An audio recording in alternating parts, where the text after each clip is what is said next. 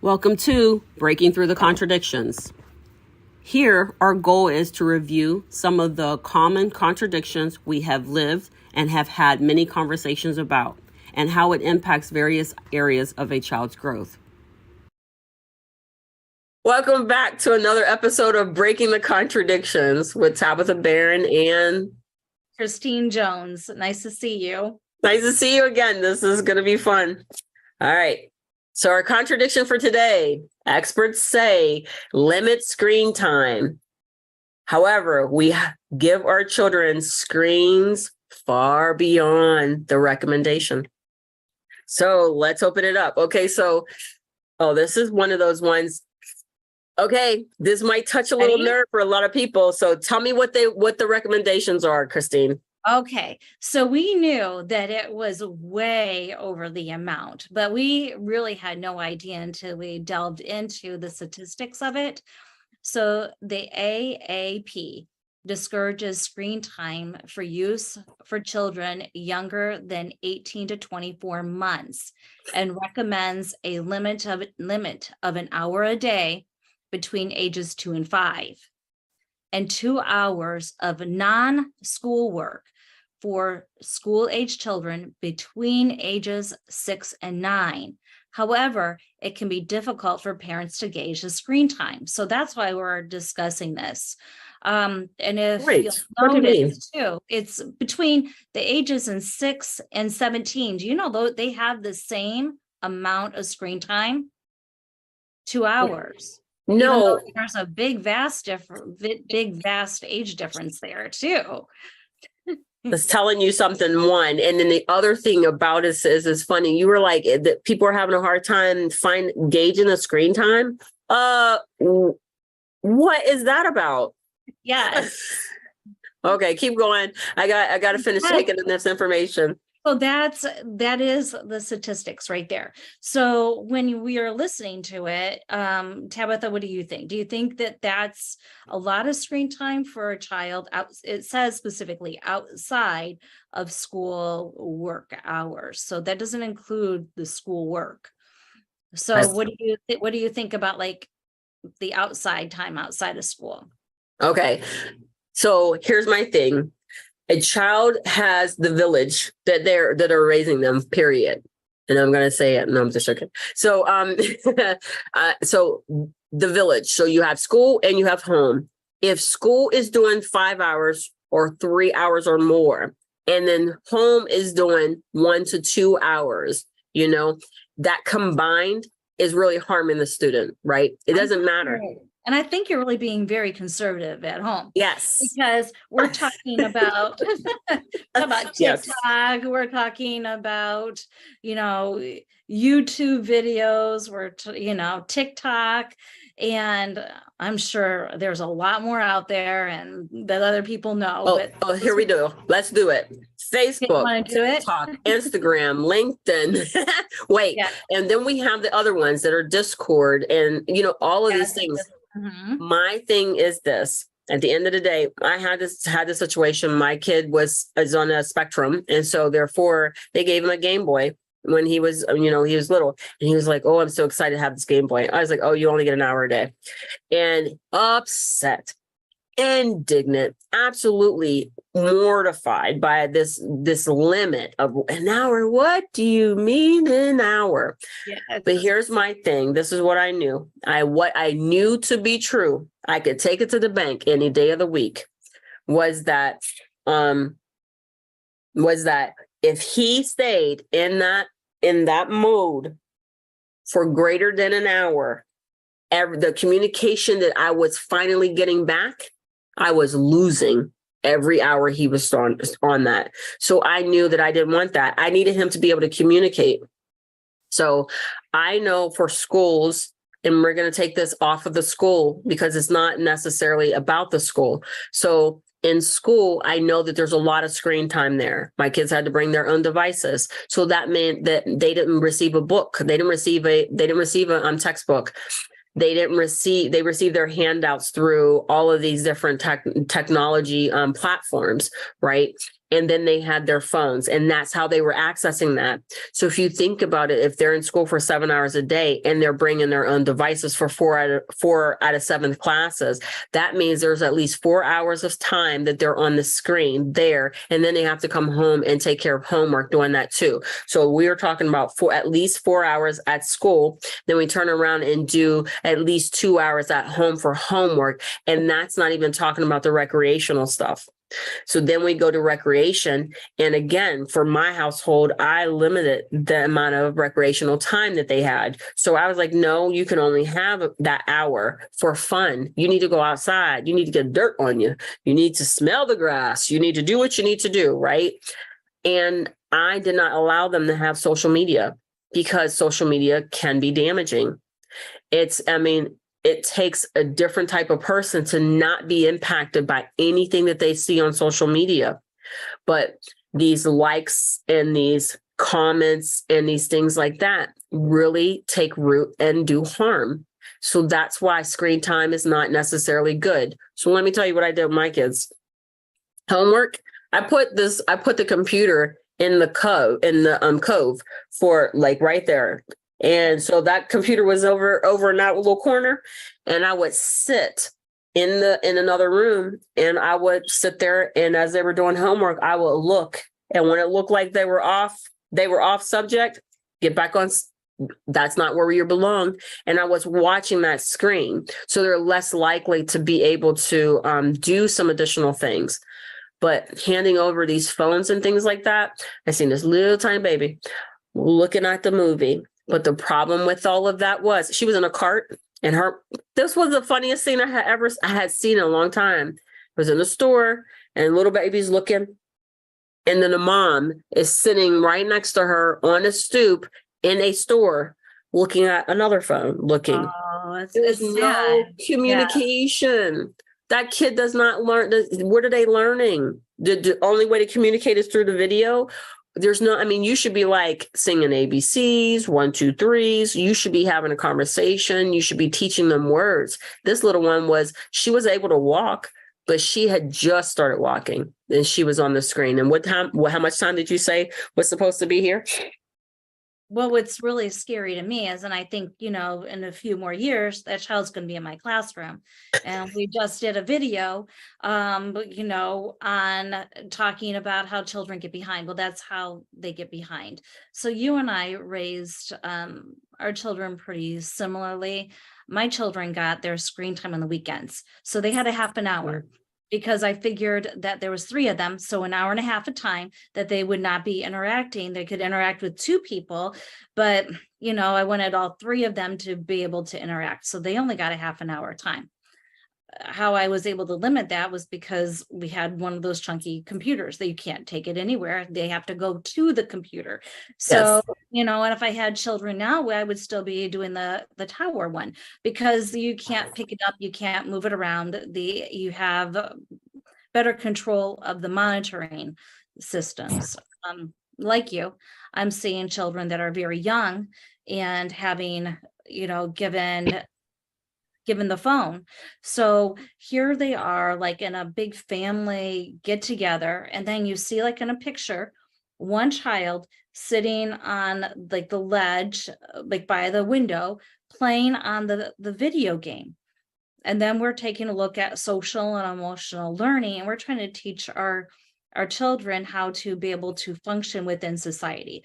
So the more screen time that we give our children, the less they are able to navigate our world. And it also becomes a big safety issue because, they might know the safety rules and they can say the safety rules, but when it goes to going into these spaces, they cannot apply the safety rules and they start to get comfortable. I know, like as an adult, I get comfortable on social media, and sometimes we're jarred back and go, oh gosh, you shouldn't be that comfortable. There's some, you need to have some natural kind of intuitiveness saying, you got to be careful because there's still things that are not safe about the internet. but our children, they don't have that, and they rely on us to be able to navigate that for them. But when we are allowing it for such long periods of time, over the extended amount of time, do you think we can watch them the full amount, Tabitha? No, I don't think we can. I think because when you send them to go to sleepovers, one household does not hold the same rules as the other. Right. So that's the one thing that happens. The other thing is that their friends feel bad. Oh my gosh, you don't have a phone? Here, use mine. And I don't know how many phones I've had to confiscate behind somebody handing them a phone. But here's what I've learned over the years. And actually here just recently made me I was so hurt. It stopped me in my tracks. The level and the people that are hunting our children, because that's what it is. It's a hunt. The people that are hunting our children, and that's right, I said hour, because at the end of the day, you have 18 years, but we have them for the rest of the time they're with us, whether they're working with us, beside us, or for us.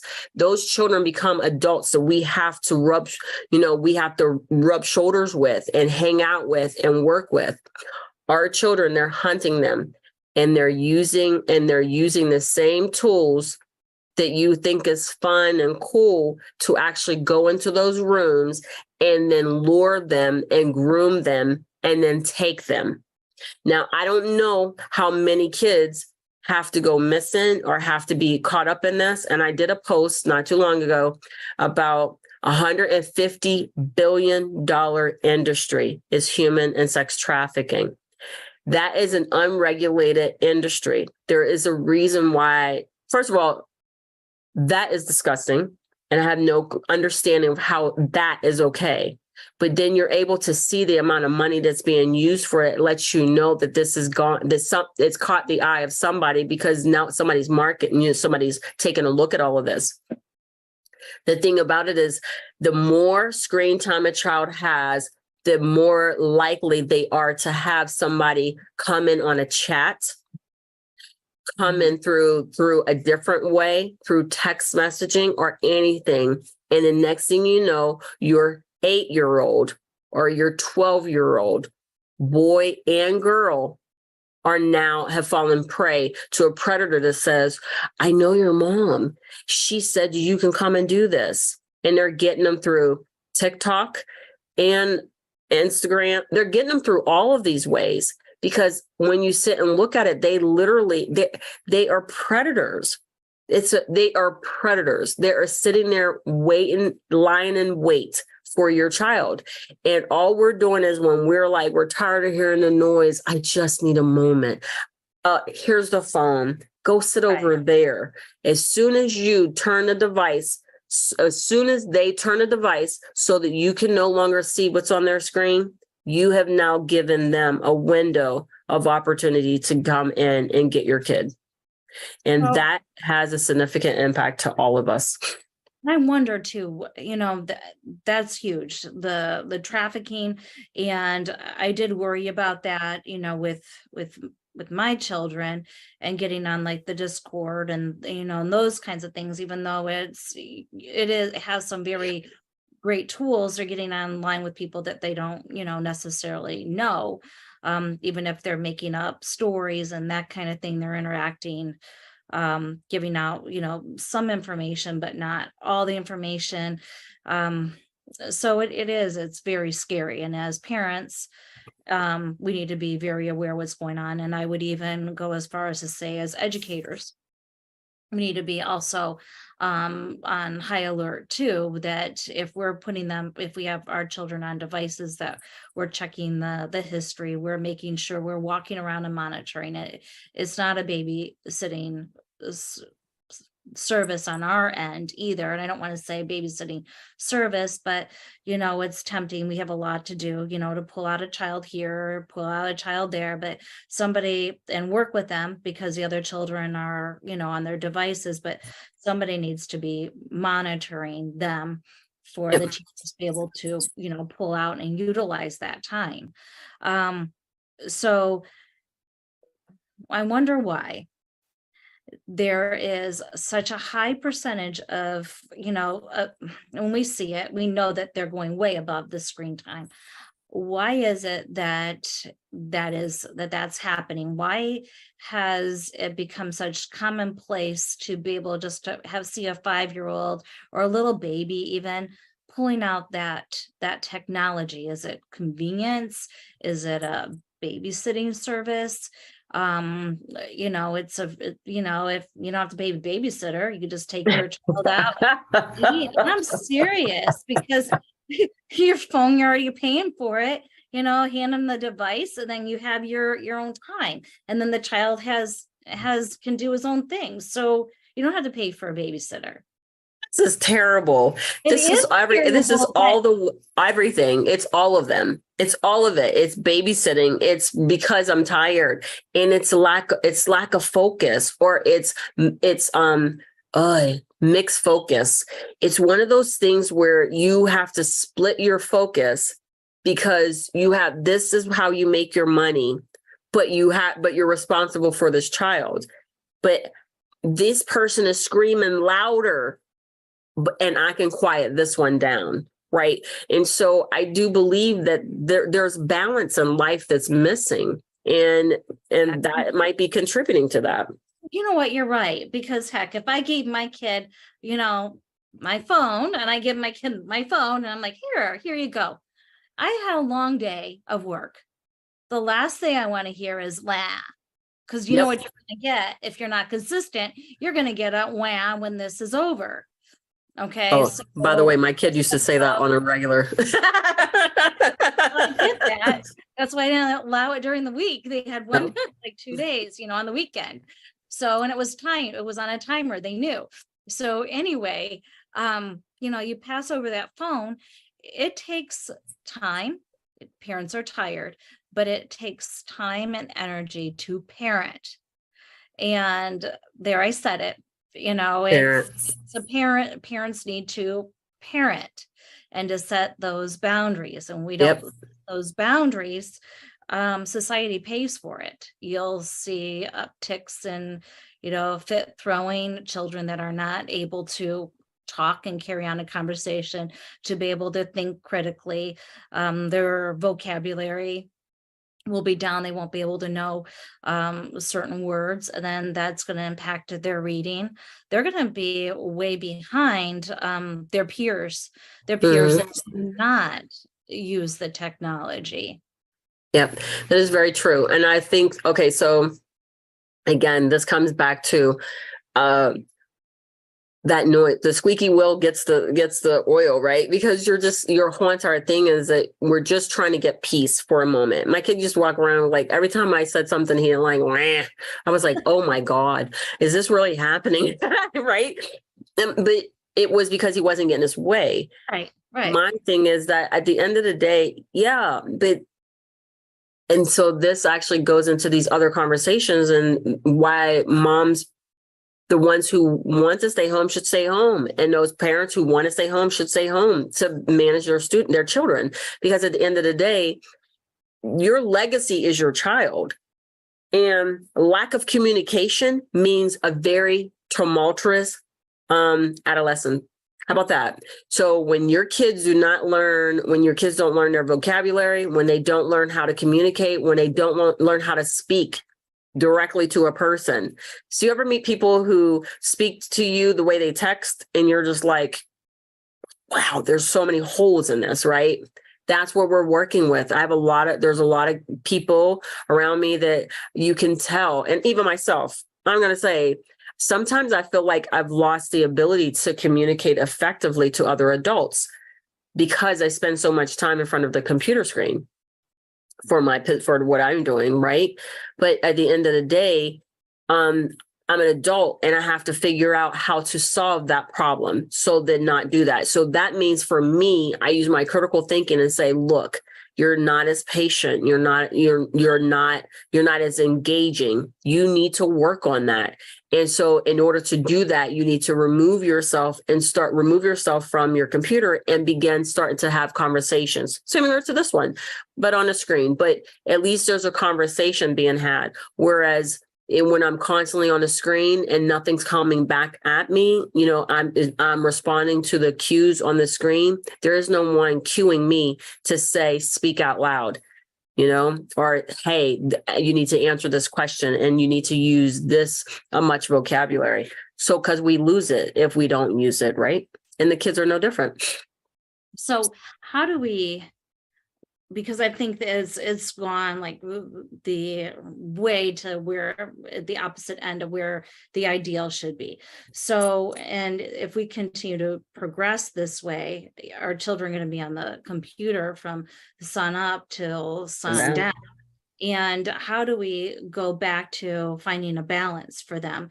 Because there are some real mental health issues, and you've touched upon that as well, just from screen time. And that makes me sad. It makes me nervous. You see higher anxiety rates going up and those kinds of things. And the children aren't able to cope because their parents hand them this and say, here you go. I'm a teacher. I don't have this to go ahead and say, go ahead and cope. Yeah. So when parents use this for their children to cope, you've taken away a coping mechanism now that they cannot utilize at school. Exactly. That's one of the things. I'm so glad you said it out loud. Coping. That is what's wrong. They don't understand. No. They don't understand how to cope with different things. And so when their friend says, I'm going to go to this concert and this was so much fun, then all of a sudden your kid who didn't have that same opportunity has fallen apart because they don't know how to deal with their feelings. Their feelings of, I wish I could do that, but for whatever reason, I cannot.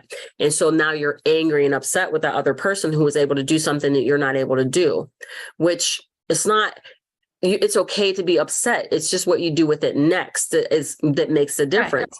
Right. But for them, they don't I think to a lot of degree that some of them, not all of them, some of them do not understand the implications of their actions because they do not understand that there are consequences to everything that they do.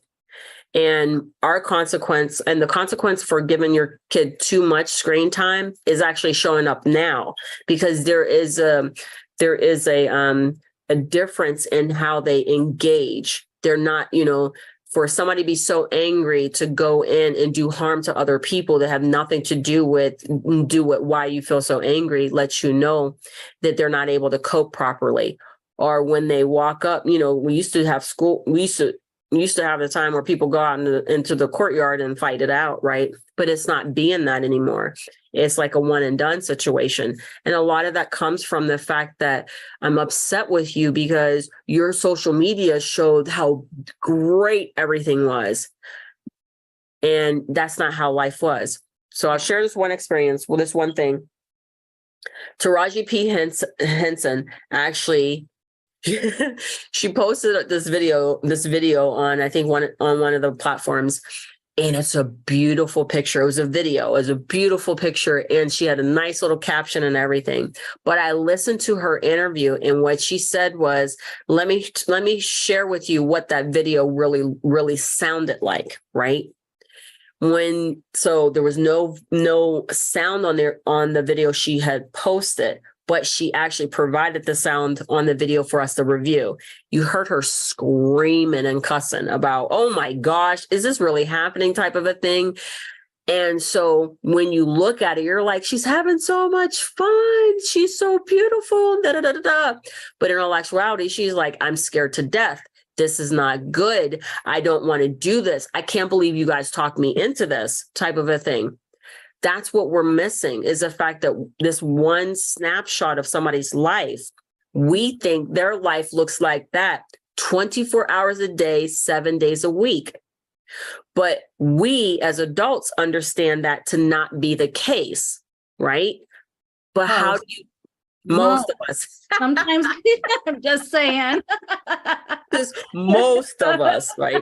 Because there's every once in a while I get caught up. I'm like, oh my gosh. And then I have a life, right? Yes, their office looks beautiful. Oh my gosh, they're having so much fun. Everything. Why can't I get there? Why don't I just turn my computer a little bit? Right. But then we find all the boxes and all the other stuff that's hanging out around us, right? But that's not seen in that one small window. And that's what our kids are seeing on this screen time. And they're being inundated with it because it's a continuous scroll. Come on. Have you ever made it to the end of a scroll? Have you ever made it to the end of those pages? Okay, so you ready for this? I don't scroll. Oh my God. Christine, you don't scroll? You don't scroll on any of them? I control my scroll. No, that is funny. She's like, I'm not doing that. I'm going to control my scroll. But I think I've made it to the end one time. And the reason why I did it was because I was like,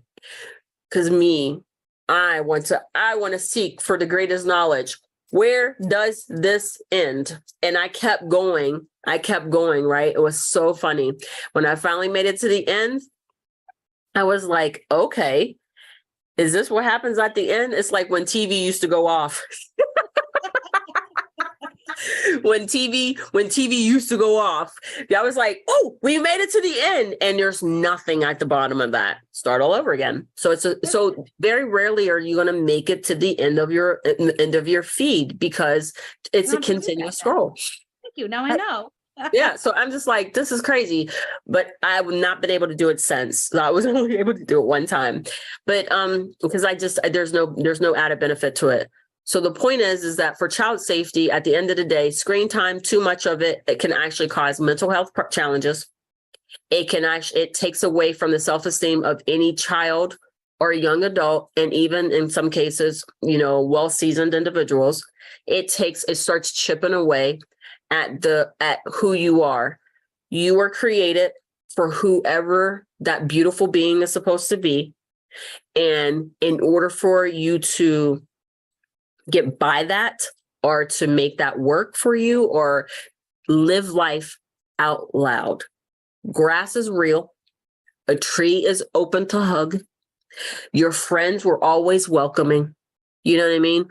All of those things can build great memories that then you too can capture those on your picture wall, on your walls at home, or whatever that's going to be. And then too, if you want to put it on social media, that's great too.